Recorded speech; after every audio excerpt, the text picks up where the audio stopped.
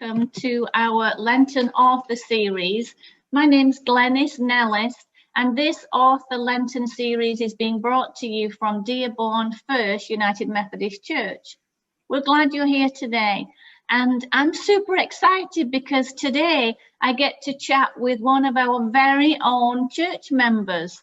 So Beth Anne Niemela is a Michigan author, and I think I'm right in saying that this is Beth's first novel. It's got it is okay. It's got a fabulous title. It's called Overheard in Suki's Diner, and so one of my first questions will be, where did that title come from? Because it's just a cute title and it draws you in. But as you can see, it is set in Michigan because I see a sign there for Lake Huron. And what I just want to tell you first is, it is so good. I got my book, I ordered it from Amazon, which is what we need you to do, or anywhere really, just order the book. But I got it just like a couple of days ago and I started it, and look, there's my bookmark. I'm already nearly halfway through. Beth, it's fabulous. It's just so easy to read and like short chapters. So I don't know, I don't want to put it down. I'm like just near the middle and I can't wait to find out what happens. So I just want to tell people that straight off the bat. So we usually start by reading your bio, but I'm sorry, I just lost it on my phone. So while I go back and find it, Beth, would you just quick introduce yourself? And if we have never heard of Overheard in Suki's Diner, just give us a little synopsis and then I'll come back to your bio. Okay, go ahead, Beth. I'm sorry, what's the first thing you asked me to do? Can you just, if we've not heard of your book, okay. Just give us a little overview, just give us a little synopsis, like what it's about. Okay, well, my book's about a woman who, her marriage falls apart after a tragedy, and she gets to a point where she feels like she has no choice but to leave her husband and family, but she doesn't really want to. It's just, she sort of does, at the moment, and then, she regrets it, but then she can't go back. And so she ends up in a small town where she was happy briefly as a child or as a teenager, and or near a small town. And she ends up, even though she misses her husband and children very much, she ends up building a life for herself there where she learns self-acceptance and, a feeling of belonging. And so it's really about her trying to figure out whether to go back to her children whom she loves or stay where she is and work on being a better person. All right. Thank you, Beth. That was helpful. So I have your bio now. Sorry about that. I just have to ask you, does it have a happy ending? Oh, I can't tell you that. Oh my gosh. That's another reason to buy the book. I just want her, I love her already, Lizzie, our protagonist, and I just want her to have a happy ending. So as soon as we're done, I'm going to go finish the book. Okay. I am sorry, friends. This is a little backward, I know. I'm now going to read Beth Anne Niemela's bio for you. Beth Anne Niemela was born in Detroit, Michigan. Her love of her hometown and state come through in her writing. She's a longtime resident of Dearborn, Michigan, where she works in the city government. She lives with the youngest of her 3 children and her dog and cat. Her writing revolves around complicated and flawed Irish-American characters. She has 2 more novels awaiting publication. And when she's not writing or at her day job, she enjoys genealogy, gardening, and spending time in Michigan's beautiful outdoors. Overheard in Suki's Diner is her first novel. So we've heard a little bit then about the story, what it's about, and I see some questions coming in the chat. But let's just start with this, Beth. What was your inspiration for the story? So we know it's set right, you know, in our hometown. What inspired you to write your story? Honestly, the storyline was in my head for a long time before I started writing it, maybe 10 or 15 years. I don't know. I think it was, you know, as a young married woman, when like, and you know, you get into a fight with your husband, you have an argument, and you think, what if I just left? You know, what if I just left? And you know, then, you know, because of you know, pride or some other reason, didn't come back, you know, and ended up having to build a life somewhere else. And I thought, I want to write that. I'd always wanted to write. I've always had stories in my head. I wanted to write that book. And when I decided to write a book, that's the book I sat down and wrote. And it was a very long process. I probably started the book a dozen times before I actually, you know, started it and finished it. You know, but there was always, you know, I remember at one point I thought, I need a word processor so that I can write my book, because I don't want to write it on a typewriter. It's too, you know, I have to make too many changes and throw away paper. So if I had a word processor, I could write a book. And there was always something that I needed before I could write a book. And when I actually started writing it, I just I started writing it in a notebook, not a loose leaf, but a wire, you know, a wire notebook. And even though I had a perfectly good computer I could write it on, but it was easier to get it started in my notebook. So that's it. And I that's where I write too, in notebooks, before I go to the computer, because I just find I don't know, I just find it helps me with my creativity. And I read something the other day about your brain works better, that creative part of your brain, when you actually put pen to paper. So I think that's a good thing.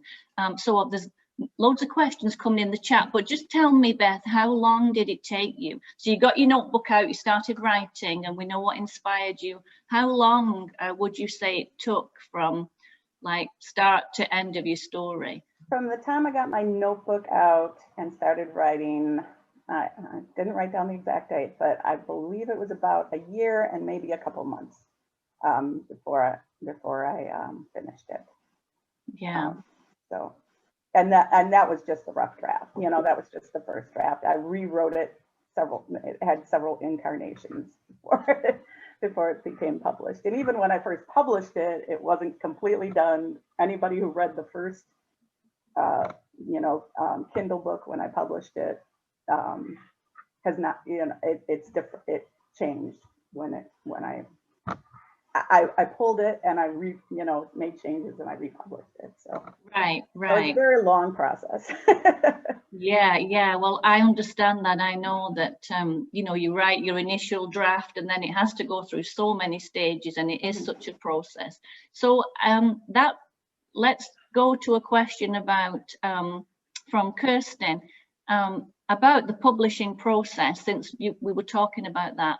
As an indie writer and publisher, can you tell us about the process you went through to get Overheard or published? And so last week we were talking to Julie Ballantyne Brown, another Michigan author, and I said she was self-published, and you quite rightly corrected me. It's not self-published, it's independently published, which sounds so much better. So tell us about that. You wrote it, did you go to Amazon, I think, like Julie did? How did that, did you try to get traditionally published first, or was it always your goal to be independently published? Oh, heavens no. It was definitely my goal for somebody to send me a contract and tell me to sign it and give me a bonus and promote it for me. That was my goal.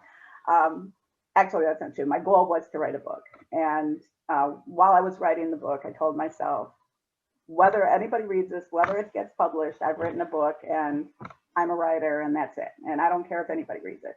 Which is a little lie. Obviously, I wanted people to read it. But I figured my book will last beyond me. When I'm gone, my book will still be here. So that being said, I started out trying to my story is much the same as Julie's was. I started out trying to get a literary agent. It's unbearably hard when you don't have something published.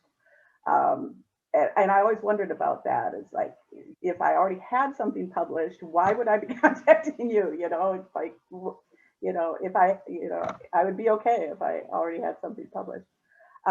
So, I went through the books and the websites to try to find all the literary agents and send them query letters. And I had one bite, and she wanted to read the first 3 chapters, and I sent her the first 3 chapters, and then she wanted to read, so she told me to send her the whole book, and I thought, oh, hallelujah.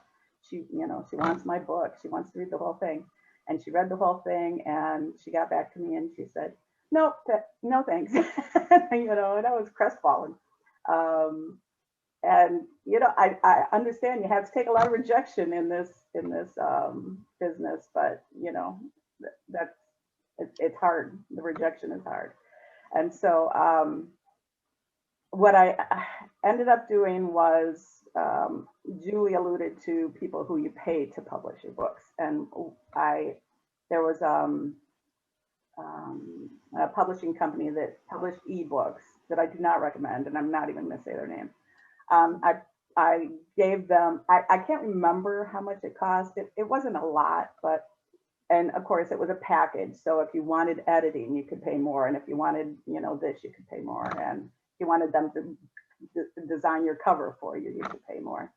But, I was, trying to make ends meet, and I only wanted to pay the minimum amount. So I did that. And I think and I got it published. So that was about a year after I finished it. So that was 2013. And several of my friends read it. I think Joan Rayburn and Christy Brewster, maybe Claudia Nickel, all read it in that incarnation. And after a year, it stopped selling. I remember when it was first published, when I was on vacation, actually here. I was here taking this picture while it was being published, and I got back from vacation and found out, that it was up and live, and you could buy it on Amazon. And at first, it seemed like I was just getting sales after sales after sales, but it was because everybody I knew was buying it. It wasn't that it was a bestseller nationwide or anything. And so after about a year or so, that dwindled down, and I can't remember everything that happened in every stage, but around 2014, I pulled it, and I found out that I could publish it for free through Amazon, through Kindle. I didn't have to pay anybody to publish it. And so I did that. And at the same time, or maybe a little bit later, I don't know, a friend of mine, Julie McCarthy, told me that I could have it published in this format, print on demand, where they have the file, and whenever anybody orders it, they just they print it up and send it out. And so that's what I did. And that was the first edition of it. And then after a little while, I thought I wanted to change the cover, so I had a second edition of it. And funny enough, when you asked me to do this and asked me to send you a link, it'd been a while since I looked it up, so I looked up the book on Amazon, and the first one that came up was this one, and it didn't show that you could buy it new. It only showed that you could buy it used, and they were asking like $50 or $60. I don't know how these things work, but one of them they were asking like over $1,000. So, and I thought, I honestly don't think that it's a collector's item. I think it's just some sort of speculation that people do. Like they say, oh, if you want this book, we'll sell it to you for $1,000, and then then they go and try to find the book or something. I don't know. But so this is the collectible edition. And this is the regular edition, but I kind of like this cover better. So yeah, that's what I did. And then once that book came out, once it once it came out in paperback, that made it easier for me to go places and sell it and ask people to buy it. It's a lot easier to ask people to buy a book when you have an actual book to sell rather than just an ebook, you know. So. Right. But Beth, you'd be really thrilled if somebody did buy it for $1,000, wouldn't you? Well, no, because I don't think I would get any of it, you know. Oh yeah, that's right. Yeah. A book collector or whatever. I don't know. I'm just kidding. Yeah. I don't know how those things work. Right after, like almost immediately after it was available in paperback, when you search for it on Amazon, it would say, oh, you can buy it used from $50. And I thought, nobody's had time to buy it. How could they possibly be selling it used? And I think it's just some sort of speculation thing that some booksellers do. You know, it's like, oh, if you want a book, we'll find it and we'll sell it to you for $50. Yeah. No matter what. Yeah. So it was good that you, you know, now you use that print on demand, and you know, it's available to all of us, you know, just as a regular paperback. And as I said, if you're, I don't know how many people have popped on late, but we're talking to Beth Anne Niemela about her novel Overheard in Suki's Diner, and it is so good. I'm not just saying that, but I only started it like a day and a half ago, and I'm nearly halfway through because it's so readable. So Beth, we have a lot of questions in the chats, and I want to try to get to everyone's questions. So here's one from Christy, who I know has read your book because she mentioned it last week. She said it's so good, and I agree, Christy. So she has an interesting question, and she says, hearing Beth's interest in genealogy and knowing that our last author, Julie Ballantyne Brown, is also interested in genealogy, Christy's wondering if that is a common author trait. Is this a character inspiration? So are any of your characters in any way inspired by your love of genealogy or based on your family at all? Oh, based on my family, certainly. I don't know that they have anything to do with my love of genealogy. They have a lot to do with my love of my family heritage. But yeah, a lot of the people in Lissy's family are comparable to people in my family. Although, don't tell my mother, no, that my mother, I have a funny story. My mom, Lissy's, I have to say, Lissy is a fictional character. The book is a work of fiction. There are similarities to her life and mine. Like Julie also said this, it makes it easier.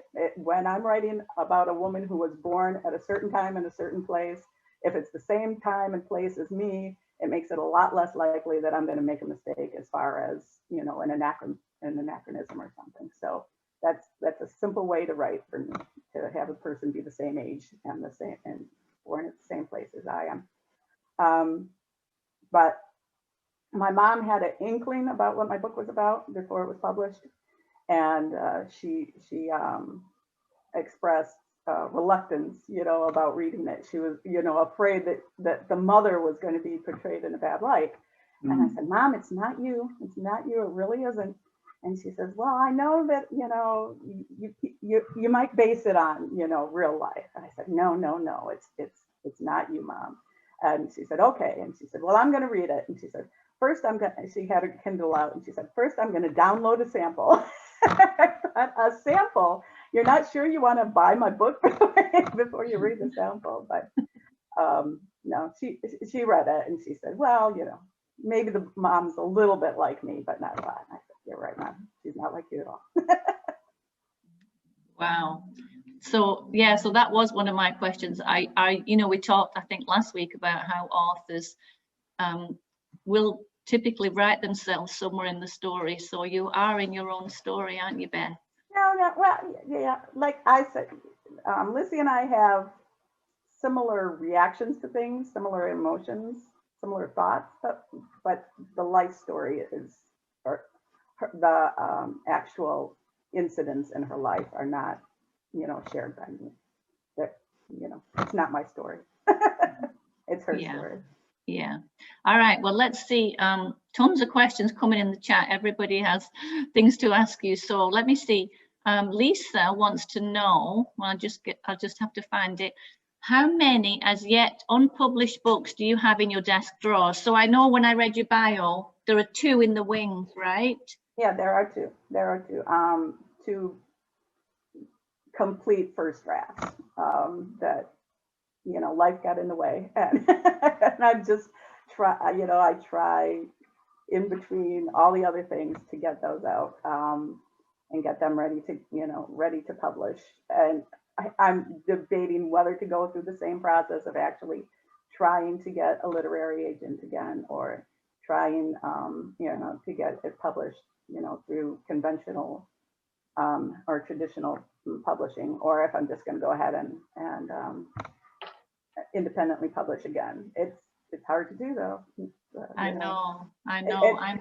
You know, I compare it to like being pregnant. It's like, you know, it seems like a good idea at the time, but then when you get closer, you think, oh, I've got to go through all that again. I don't know if I can do that. That's a good analogy. So Lisa also wants to know, are you in any kind of authors groups? Because I know that like support groups, they're a good place, aren't they, to help you with all those questions, like how should I publish this? Should I independently publish? Should I keep trying to find an agent? Do you have any like support group with other authors? Yes, about 2016, 2017, I started like joining a lot of like Facebook author groups. And at that time, you know, then author events like, you know, this came up, and where, you know, I'd go and, you know, sell my books, and I'd meet other authors, and I've met quite a few other authors, and, you know, indie Michigan authors, and made friends, you know, so there. And, but honestly, I was on a roll, and I was moving forward, and I'm like, you know, I'm going to get through this. We're going to, you know, I'm going to push that rock up over the hill, and I'm going to get my book on a bestsellers list, or get a book deal, or at least be a really successful indie author, one of those. But then, you know, life happened, and I ended up getting divorced, and then I had to, you know, find a job, and now I'm working full time, and all of that just sort of put, you know, a halt to all the book events and all the groups and everything. So I just started to get back into it. I saw that there was going to be a book signing event up in Saginaw last summer, but we all know what happened last summer. And I'd signed up for that, and I thought, oh, I'm going to get back into it. I'm going to start doing this again. And, you know, then there was COVID, and that was canceled. And then there was a lot of offers to do virtual things. And I thought, no, yeah, except for this one. This one's good. Yeah. So. Well, hopefully, Beth, our little chat today, and I mean the fact that there are a lot of people and we're all interested in your story, and you are such a good writer. It's a great book, and so I hope that this will encourage you to pick up the pen again, or move forward getting those 2 unpublished ones published in whatever way seems right to you, because you definitely have a gift. Thank you. And so I do hope that this will serve to stir up that passion in you to get more books published. Well, Christy's going back to the $1,000. She says, Christy says, I'll sell my copy for $1,000 and split the proceeds with you. You can have 75%. That's so funny, Christy. Okay, Beth, this is a great question, which I was wondering about too, from Kirsten, wanting to know about your writing process in crafting this story. She says, do you write in a linear flow, like do you start at the beginning and go to the end, or do you assemble pieces or scenes that come to you? How does that work? Because it's quite a complex process, a novel, you know. Yes. So with my first book, that is what I did. Actually, the hard part about writing a book is getting the beginning. You know, it's like, you know, I know what my story is, but I don't know where to begin it. And So I just thought, well, I'm going to just start writing wherever I am in the story, and then I'll go back and write the beginning when I have a beginning. And that's exactly what I did with the first one. I wrote, I started at, one point and I moved forward. And about halfway through, I realized what the beginning was going to be, and I wrote that. And then a little bit later, I realized what the ending was going to be, and I wrote that. And then I just filled in like all that space in between to make it get there. And that worked for me. It worked for me well. I had my little outline, and I got it. And unfortunately, with my other two books, I got a writing program called Scrivener, Mhm. and it allows you to write one chapter at a time and move them around and everything. And unfortunately, that's what I've been doing for working on these books, and it's a little too chaotic for me, because I really feel like I should have just started at the beginning and worked till the end, instead of writing this chapter and deciding where that goes.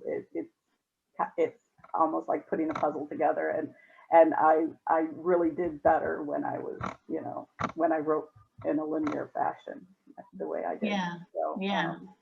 Yeah, I've heard good things about Scrivener. I have a lot of colleagues that use it. But as a children's author, it's a little bit different for me, because, well, like if I'm retelling a Bible story, I know where it begins and where it ends. You know what I mean? So in some ways that's easy. But I am fascinated by that process you just described of crafting a novel, and what fascinates me, Beth, is that in the whole creative process, that you don't quite know what's going to happen. You know what I mean? Till you put pen to paper, or like you said, you were writing a bit and you realized, oh, I know how it's going to end. And so it's fascinating to me that you don't quite know where your creative process is going to take you.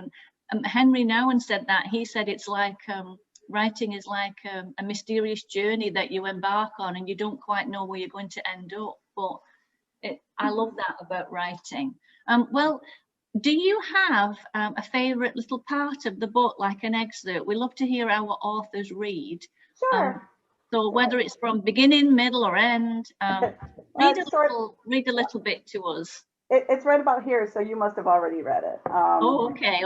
The thing about my book is I had to pick something that was family friendly, because I do use a lot of adult language and adult situations in my book, but there are parts where I can read to, a mixed group like this.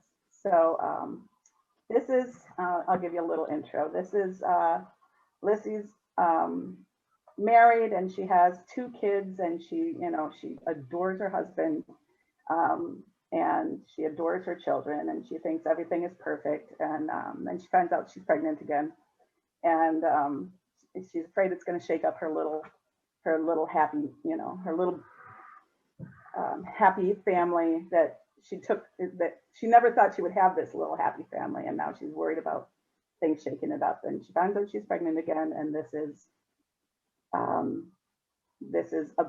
toward the end of her pregnancy. I get really nervous reading out loud, so bear with me. Okay. Mama, look at me. Is this right? Look at me dance. Am I a good dancer, Mama? Yes, baby, you're a beautiful dancer. Can you sit down for a little bit, though, so that I can get Mitchie to take a nap? I need to get dinner ready. How long until I dance? About 3 hours, baby. Are you going to watch me? Of course I am. Is Daddy going to watch me? Yes, baby, Daddy's going to watch you. Is Mitchie going to watch me? I hope so. Please sit down. Please sit down now. Here, you can watch Wishbone. I'm trying to get Mitchie to go to sleep. It was June and the warmest day of the summer so far. 6-year-old Tara had not sat down the entire day. Her ballet recital was that evening, and she had been practicing her steps relentlessly. Mitch followed her everywhere, and the 2 of them were trying Lissy's patience. How am I going to manage with 3? Her attempts at calming them down were futile. She so badly wanted to rest. She'd been tired all day, and every so often would be overcome by a wave of nausea. She hated asking Jack for help. It was an admission of her inability to take care of her family. but she needed to feed everyone and get them ready for tonight. She didn't think she could do that on her own, so she dialed the number. Jackson Porter. Hi, baby. Hey, darling, everything okay? Sure, I wondered if you'd like to pick up Chinese on the way home. I'm having a hard time getting dinner made. Tara is so excited, I can't get her or Mitch to settle down. Love to, sounds good. Are you sure you're feeling all right, though? I'm fine, just a little tired. Okay, then, I'll be home in an hour.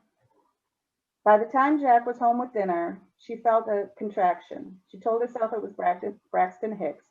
She wasn't due for 5 weeks. It couldn't be real labor. It was just nausea. The heat was causing it. Baby, you look pale. We should call the doctor. No, I'm fine. It's just the heat and I'm tired. We can't miss Tara's recital. She's so excited about it.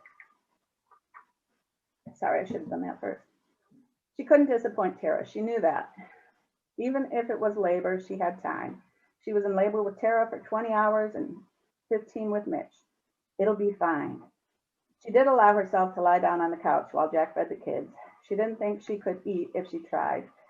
She had laid out all the pieces to Tara's costume the night before. Jack got her dressed and Lissy put her hair up in a bun and pinned on the tiara. Supplies were packed to keep Mitch content, and the Porter family departed for Miss Helen's School of Dance Spring Gala. I was going to read a little bit more than that, but it looks like we're kind of running out of time, so I'm going to stop there. Oh, well, I could keep listening, but that was great, and I remember well that part of the story. David's at the side of me clapping, but I remember, Beth, that part of the story and thinking, oh no, I know what's going to happen. I know what's going to happen, and I don't want it to happen, and it did happen, but you really do draw the reader in, and the way you started with that dialogue with the kids, the little girl and her mom about the ballet. I think that's something else you do really well, dialogue, because I think that can be hard sometimes, but it just flows. So yeah, and Beth didn't pay me at all to say I need you to know that, So yeah, it is noon. But let me ask you one more question that David put it in earlier, but I thought it would be a good one to come back to at the end. And as you answer this one, I'm going to switch my view to see if anyone has their hand raised, because some people might not be comfortable in the chat. If you miss putting questions in the chat, I'm just going to take a peek and see if anybody raise your hand if you have a question. And while I'm looking at everyone, Beth, we are wondering, so you're a fabulous writer, and usually writers are readers. So what do you like to read in your spare time? Do you have favorite authors? I know you like Thomas Hardy because I do. There's a lot of references to Tessa the D'Urbervilles in your book, and I can see why that is. But who are your favorite authors? What books do you like to read? Well, yeah, I do love Thomas Hardy. I've loved most of his books, and Jane Austen, those old classic-y kind of books. I love those. But contemporary authors, I really, really love Leon Moriarty's books. You're probably all familiar with her. She wrote Big Little Lies and many other really good books. She's a great writer with great twist endings, but I wish I could write twist endings like that. I always feel like if I tried to write a twist ending that, people would see it coming, and I don't, but I love her writing. And Jojo Moyes, who wrote Me Before You, I like her. And Dennis Lehane, who writes crime stories, detective stories. I think he's about the best detective writer around. And that's another thing I admire, is being able to write a good detective story. I would like to do that someday, but I don't know if that's my strong suit. So I'm gonna just keep writing books. Growing up, I think the books I like to read the most as a child were like Beverly Cleary's books, the Ramona books. I like to read books about real people doing real things, and that's what I like to write about too. Right. I like to read what I want to write. I like to write what I want to read. Right.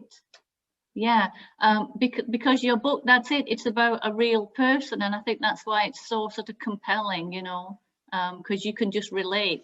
I can relate to Lizzie, and yeah, I just wanted to have a happy ending.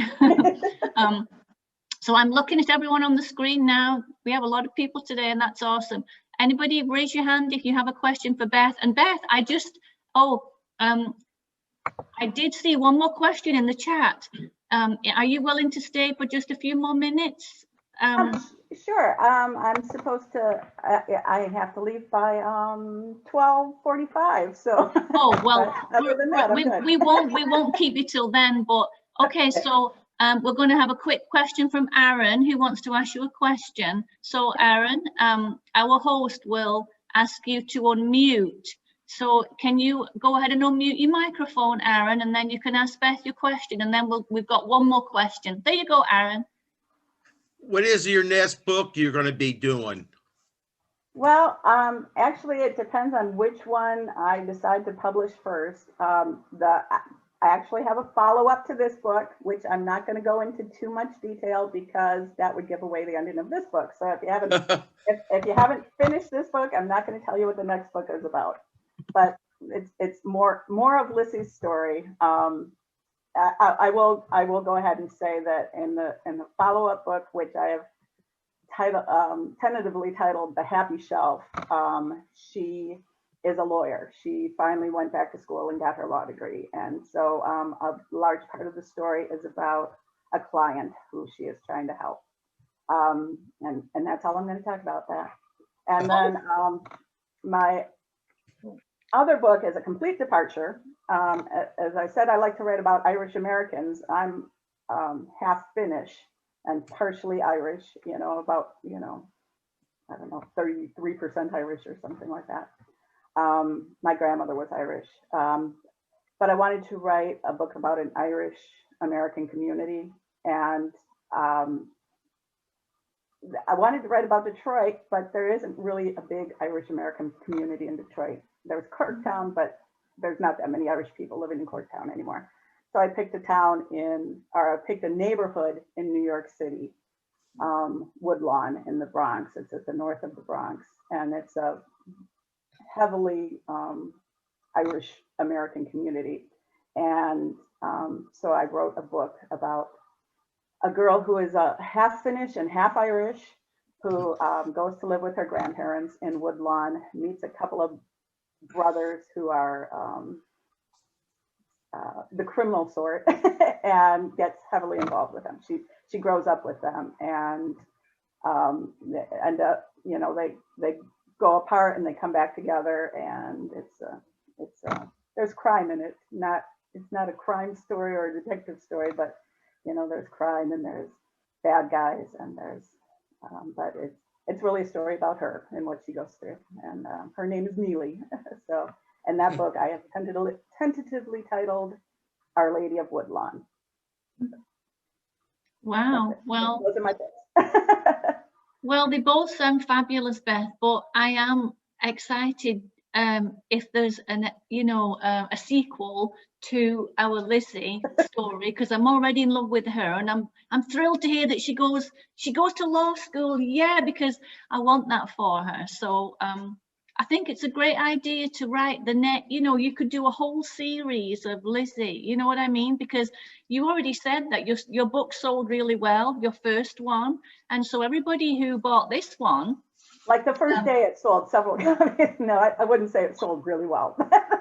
well, but everybody who bought a copy will want the next one because you fall in love with the characters, and so you want to know what happens next. So I think that's a really smart idea to write a sequel. Mm-hmm. All right, so I missed a question from Kirsten, and it was a good question. So let's end with that.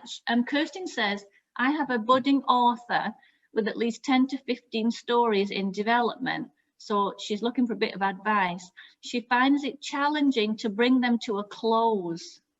Any advice for planning an arc with the end in mind, or without spoilers, deciding what you want the reader to take away or how to resolve the story? Do you have any advice for young authors, not finding it hard to bring the story to a close? Well, that's exactly what I went through. Is I wasn't sure how my story was going to end. I didn't know where Lissy was going to end up at the end, and so when I decided, when I realized, it came to me. It was like a vision from above. This is how it's going to end, and then I just had to build everything up to get her to that point. So. I honestly don't feel like I'm a good one to give writing advice because I write my own way, and I don't think it's the way everybody else should write. But it's the way I want to write. But yeah, I would say have an idea of where it's going to end, and then write toward that. And if at some point along the way, you realize it's not going to end that way, then you can always change that. But if you're on the right road, then you're eventually going to end up somewhere near where you wanted to be. So, Right.